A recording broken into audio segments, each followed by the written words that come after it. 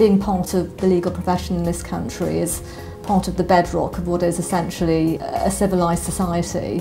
It facilitates business growing, it facilitates globalisation, it facilitates UK businesses getting markets overseas, it facilitates people from overseas coming and investing in the UK, creating jobs here.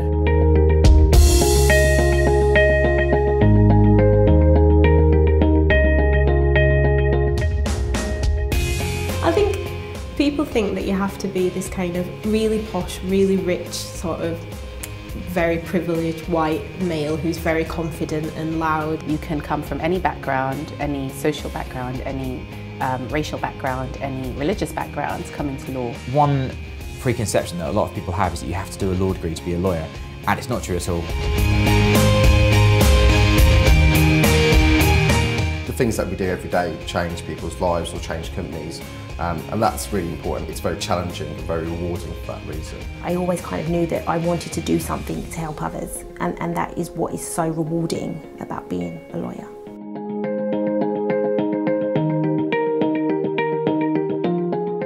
I think there still is a stereotype in this country that a lawyer is invariably someone from a middle-class background who's probably been to private school and a red brick university. I don't think that's right at all anymore, and there is much more awareness now of diversity in particular and encouraging and retaining the best talent. Maybe in the past only people from certain backgrounds applied, so if you look at the partners in a lot of law firms, it is still a lot of kind of white men. But if you look deeper down now, if you look at the trainee base, you look at the junior lawyer base, it's much more diverse, and that's diverse in terms of ethnicity, it's diverse in terms of social economic background, so it's changing. There's no requirement to be from a particular school or be a particular type of person. The only thing that's really important is that you're able to cope with the work, you're able to do it well. The door isn't closed at all, it's open to absolutely everyone, and sometimes there's perception, unless like you come from the right school or you speak with a very posh accent, then you're not going to get in. Well, actually it's not like that at all.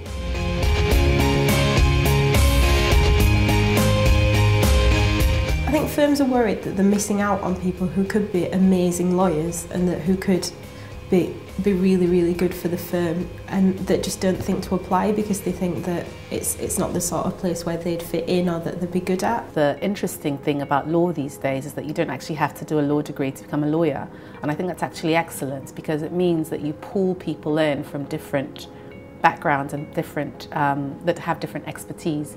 For example, an engineer who's qualified who's done the conversion course comes in with a very specific way of working. They're very technical in focus, they're very attentive to detail, they're very precise in terms of formulas and things like that. That's a skill set that someone perhaps who's done an arts background might not necessarily have, but they may be able to bring creative solutions to problems.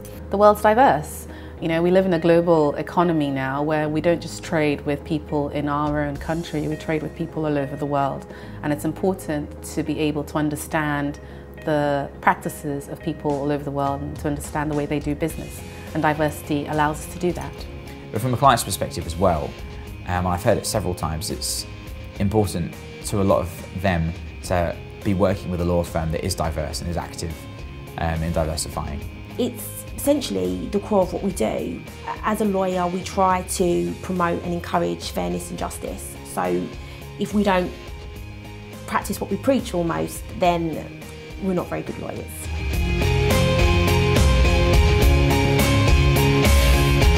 We have lots of kind of outreach programs where we send our lawyers out, and that's lawyers at all levels, so from partner level to trainee lawyer level, where we go out to local schools, we mentor pupils, we actually work alongside head teachers in making it clear that the legal profession is accessible. At graduate recruitment level, we link up with a number of third-party organisations who will put us in touch with candidates from ethnic minorities and or socially disadvantaged backgrounds who they think have the potential to have a successful career here. They will involve kids from schools in London perhaps and invite them to a talk, and I and some other people will go along and we'll talk, we'll sit down and we'll have lunch with these kids and we'll talk to them, explain to them a little bit about what the law's all about, deal with any questions that they have. That's certainly a good tool that CILEx provide to sort of get kids involved and get them interested in law. We have a number of schemes that focus on diversity. For example, the Women Lawyers Network,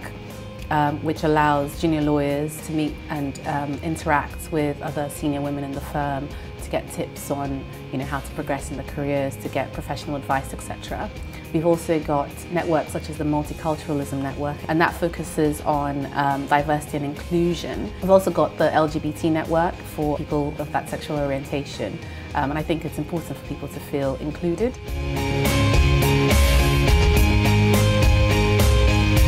Going to university is still the traditional route, and it's often the quickest way to become a lawyer. But you can do it on the job.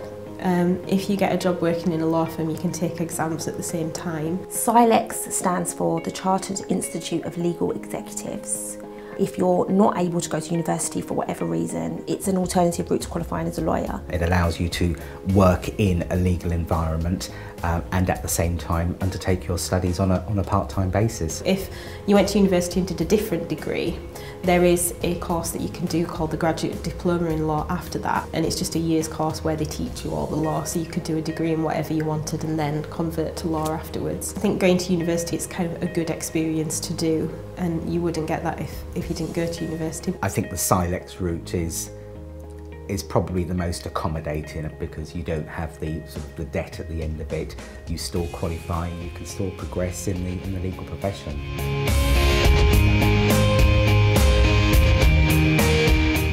I think legal profession, as it expanded, people's understanding of the requirements have increased as well. Obviously there's more women that are going into it, and at some point they'll have family and they'll need that flexibility, so I think a lot of firms have become quite supportive on that. I think a legal career in the city is perfectly compatible with having a family or wanting to work flexibly for other reasons.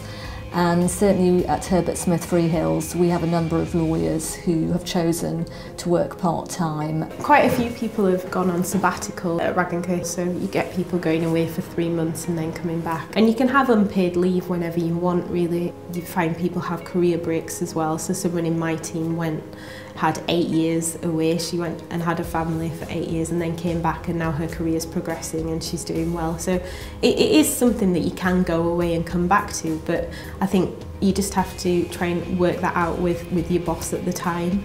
A law firm like Wragge Co operates in a business environment, therefore it's not a 9 to 5 job, it's not even a 9 to 8 job, it's a 24/7 job. So you kind of get used to being the last thing you look at before you go to sleep is your BlackBerry, and as soon as you wake up the first thing you look at is your BlackBerry, and that's even when you're on holiday. But having said that, I can create my own flexibility within that period, but knowing that my clients, if they need me at 10 o'clock in the evening, well, I've got to be there available for them at 10 o'clock in the evening.